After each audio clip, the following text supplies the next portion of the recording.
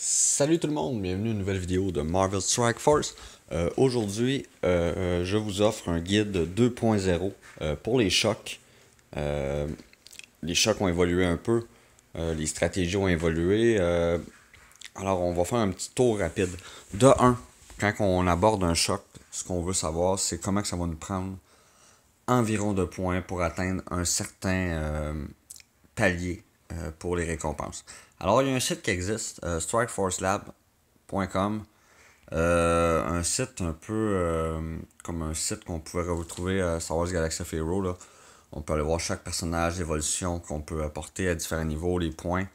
Et il y a aussi une petite section ici, Blitz Tracker, qui voulait choisir premièrement si vous êtes un joueur qui a joué au bêta, comme moi. J'ai joué environ un mois, je pense, bêta avant que ça sorte. Et launch, ceux qui ont commencé au début du jeu au Global Launch. Alors, on peut cliquer, mettons, mon exemple, bêta, moi. On voit que les orbes, les points qui ont été gagnés pour le premier rang, et être dans le top 10. Black Panther, vous voyez, pour dans le top 10, ça prenait 1 714 000. Et pour le top 500, 810 000. Alors, on peut se gager un peu avec ça. Aussi, quand on voit... excusez-moi, je perds un peu la voix. Quand on voit certains personnages qui sont plus intéressants, regardez Cable, la participation de Cable, et regardez la participation de Punisher. Alors, je m'attends aussi à Doctor Strange qui a une bonne participation.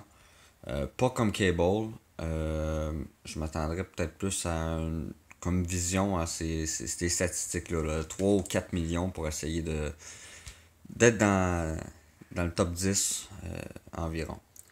Alors, d'un, on peut se baser, voir et se donner un objectif quand on fait nos chocs. Alors, de retour au jeu. Premièrement, première chose que ça vous prend là, pour évoluer en choc et avoir un certain succès, c'est un effectif assez bien rempli, balancé. Il ne suffit pas d'avoir des personnages montés à des niveaux de fou, avec des gears de fou. C'est d'avoir une balance dans ces personnages. Si on veut réussir en choc, avoir ça, une balance, ça va peut-être te servir en raid, mais ça va pas te servir en arena ou en PvE. Alors, c'est des choses qu'il faut prendre en considération. Alors, il faut aussi avoir un plan. Comme vous voyez, le plan A, je vous dirais pour tout le monde, grâce à l'accessibilité des personnages dans le jeu, c'est une équipe d'Avengers. Captain America est quand même assez farmable, il faut se l'avouer. Hawkeye aussi. Quake qui peut être incorporé. Black Widow, si vous avez eu la chance en bêta comme moi de pouvoir la farmer un peu et d'en gagner aussi en choc, c'est une belle option. Sinon, on a Thor qui est quand même farmable possiblement. Tout le monde a un Hulk. Je sais que c'est pas Hulk, il est pas fameux, mais c'est une équipe qu'on peut compenser et avoir une petite équipe avec Captain America. Moi personnellement, mon équipe A, c'est Captain America, Hawkeye, Black Widow, excusez-moi, Gamora et Drax, qui sont jumelés ensemble. Gamora et Drax, Gamora qui fait frapper Drax un peu plus fort, c'est un autre tank. On a des bons dommages avec Black Widow et Quake. Et Gamora qui frappe tout simplement trop fort. Alors, si on peut protéger Gamora, c'est une équipe qui marche beaucoup en palier plus élevé. Ma deuxième équipe, et c'est là que ça devient important d'avoir une deuxième équipe qui peut être A aussi. Là. Et moi, c'est la suivante, c'est Crossbone, Yondu, Thanos, le Kaïd. Et moi, je rentre là-dedans Quake. Je vous explique la synergie de cette équipe-là. Kaïd donne beaucoup d'assist. Et tout simplement aussi, ses buffs sont débiles. Si vous pouvez protéger tout le monde, ce qui est très facile avec Thanos, et Yondu, là, Yondu est tellement polyvalent qu'il va vous aider dans cette équipe-là. Si on peut donner les buffs du Kaïd, faire le AoE de Quake qui donne Defense Down, et frapper le spécial Ultimate de Crossbone avec un Offense Up, vous tuez toute l'équipe adverse d'un coup. Là. Vous faites un 30 000 là, et bonsoir, c'est parti. Alors ça, c'est ma deuxième équipe. Super synergie. On peut débuffer avec Quake, on peut débuffer avec Yondu. Yondu se buff. Le Kaïd est là. Crossbone est protégé. Écoutez, Thanos, j'adore ce personnage-là. J'ai vraiment hâte qu'il revienne. Je le veux 5, 6 étoiles. C'est un très bon personnage, j'aime bien. Euh, Ensuite, il faut que vous ayez d'autres plans. Là. On peut avoir des personnages aussi pour venir remplacer d'autres personnages dans votre équipe A et B. Ça, c'est une stratégie que j'emploie beaucoup. Quand que les refresh d'un personnage coûtent 20, 10, ça commence à être dispendieux. Si on décide, par exemple, on fait un switch là, dans l'équipe de Captain America, on met Captain America, Hawkeye, Quake, Black Widow, puis là, vous savez pas qui mettre en dernier, mais vous avez des joueurs potables. Regardez en bas, on a tout le temps des options. Là, on parle avec Thor, par exemple, pour moi. Vision, Hulk, Wolverine peut même fitter là-dedans. Il y a tout le temps, faut aller chercher un peu plus bas des fois pour une synergie qui va rendre un personnage viable. Euh, Mon Vision est vraiment merdique. Je suis très déçu de ce personnage-là. Mais si je jumelle avec Rocket ou Crossbone, il donne plus de vie à ces personnages-là, il frappe plus fort. C'est des choses qu'il faut penser à long terme. Alors, ça, c'est un peu les équipes. Premièrement, puis ce qu'on va aller voir là, c'est d'un, où ce que je suis rendu. Tu sais, il faut quand même voir que je vous donne des conseils, mais je suis capable de dire que ces conseils-là marchent. Parce que regardez, on a dépassé le 1 million. Il me reste, comme vous voyez, j'ai des personnages qui vont bientôt le resetter. Les autres, je peux presque plus les utiliser à ce palier-là. Là. J'ai les deux, trois mêmes équipes qui roulent tout le temps. Alors, c'est ça. Qu'est-ce qu'on fait pour se rendre à ce niveau-là? Premièrement, est-ce que tout le monde a remarqué, il y a des multiplicateurs ici. Plus que vous gagnez le combat consécutif, le multiplicateur va se remplir. Alors, l'important, c'est de pas perdre. C'est pas compliqué, c'est de pas perdre. Et surtout pas le quatrième match. Parce que sinon, vous avez gagné les trois d'avant avec un niveau de reward plus bas. Pour rien ou presque. Parce qu'on veut monter au niveau 4 le plus rapidement possible. OK? Et comment je fais pour monter rapidement? C'est simple. Quand je viens pour changer mon équipe, les premiers paliers, je vous parle la première heure que ça sort, le choc, je m'en vais en bas de ma liste et je vais voir mes personnages qui sont viables. Et là, ici, là, on en a quelques-uns. Là, je vous dirais, là, à partir du Oracle Cri, je passe tous mes personnages en haut. Je fais des équipes de 5 mélangées où j'essaie de mettre, mettons, le shield ensemble, ou le aim, ou la main, ou les ravageurs, les mercenaires. Je mets une équipe de mercenaires avec Beaux-Arts, c'est le fun. Et là, on continue à monter, puis on met au quatrième match une équipe un petit peu meilleure. Alors, on grimpe dans notre liste un peu. On prend une équipe avec un bon écart et on vient gagner la partie pour être sûr d'au moins monter de palier de récompense. Ça, c'est très important. Mais on utilise beaucoup ces équipes du bas au début. On les refresh pas, on paye pas pour un refresh. Mais on les utilise pour monter tranquillement.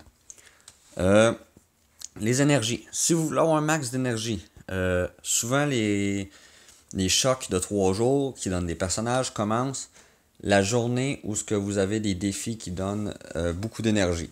Alors la stratégie, c'est de ne pas faire ces défis-là avant que le choc commence en soirée. Moi, c'est mon temps au Québec, c'est en soirée. Alors on dépense pas ça avant. On les dépense pas, excusez. On les prend pas avant. On touche pas au défi et on ne touche pas aussi à l'objectif quotidien qui nous donne 100. Sans énergie. Alors, vous comptez ça vite vite, là, ça vous donne beaucoup d'énergie. Vous avez 500 énergie plus tous ces beaux boosts-là. Alors, quand le raid ouvre, excusez-moi, le raid de choc, vous sortez vos petites équipes moins bonnes et vous montez graduellement et vous ne perdez pas vos matchs, pas vos matchs 4. On les garde, il faut avoir une bonne équipe, même si vous avez un espace de 10 000 entre les deux équipes et que vous êtes sûr de gagner, allez-y, il ne faut pas perdre. OK? Ça, c'est très simple. Alors, une fois que vous êtes monté au niveau le plus haut, là, ça commence les matchs à être très payants. Comme vous voyez, mettons, là, ici, là, ça me donnerait 30 000 de plus. Environ, là, c'est souvent ça, là, 30 000 max qu'on peut faire de la shot rendu là. Et là, comme ça monte en flèche après ça.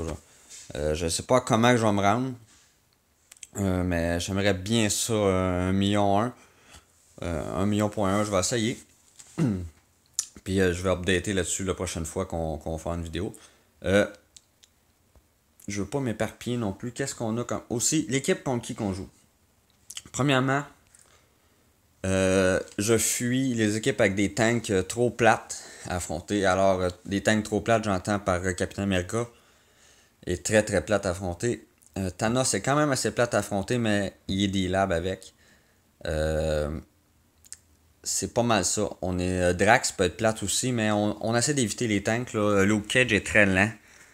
Puis l'intelligence artificielle le joue très mal, alors n'ayez pas peur de lui.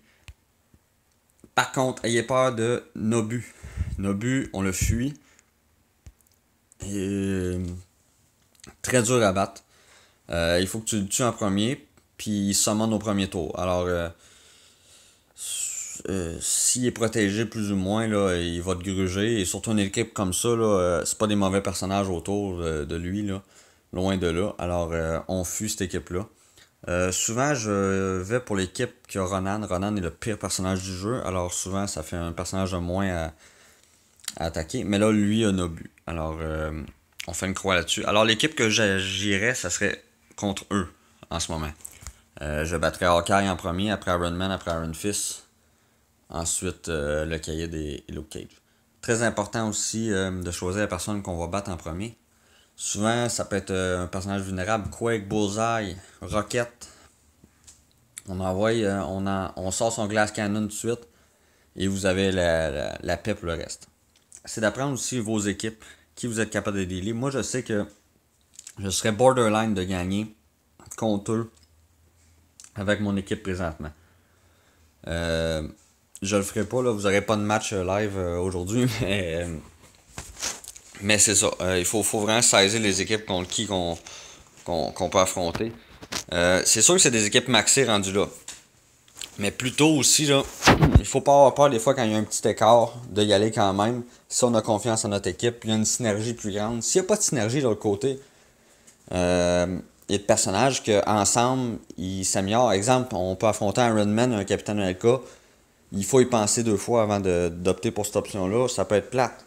Il y a des synergies là, qui peuvent nous faire mal comme ça.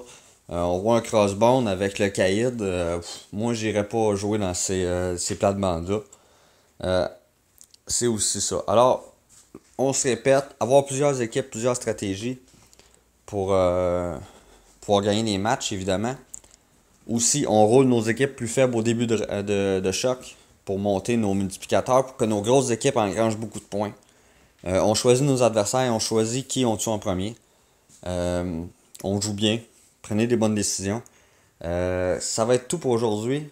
Fait qu'on a fait un petit roster update en même temps. Vous avez pu voir mes persos, même j'en ai pas parlé spécifiquement de tous. Et une raison d'être bon en choc, de un, ça va être cool. Doctor Strange, je vais pouvoir l'utiliser enfin. Et la boutique, il y a des bons personnages là-dedans. On va tout finir par faire le tour de tous les personnages, là, comme dans tous les autres jeux, mais pour l'instant, je vais avec le mercenaire anti-émeute. J'ai déjà Crossbone Gamora. Après, ça va être sûrement Luke Cage. Pourquoi? Parce qu'il y a une synergie avec les Defenders. Spider-Man n'a pas de synergie. C'est pas un Avenger. Et après, ça va sûrement quelqu'un de Hydra ou le garde Royal Kree. On n'a jamais assez de, de tank. Alors, salut tout le monde. Merci d'avoir écouté la vidéo. Vous pouvez laisser des commentaires si j'ai oublié de parler de quelque chose. Alors, le petit guide de Choc 2.0. J'aurais aimé ça vous donner un match, mais j'aime mieux pas. Je vais gérer mes choses comme il faut, puis on se voit à la prochaine pour une nouvelle vidéo. Merci, salut.